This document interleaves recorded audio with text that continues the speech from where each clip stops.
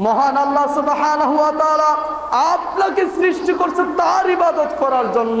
সুতরাং আপনি তারই গোলামি করবেন, অন্য কোন মানুষের, অন্য কোন নেতা নেত্রীর, অন্য কোন ঠাকুরের প্রয়োজন আপনাকে পড়বে না।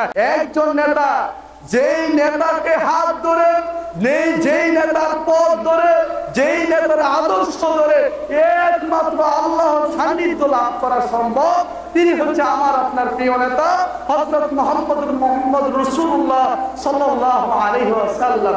এছাড়া আমাদের আর কোন নেতা নেত্রী দরকার নেই।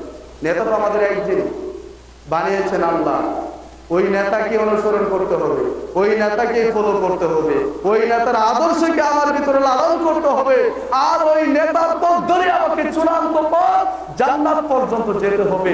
এই নেতার পথ থেকে যখন আমি নিজেকে দূরে সরিয়ে নেব, তখনই বুঝতে হবে আমি আর নেতার পথে নেই, আমি শয়তানের পথে চলে গিয়েছি।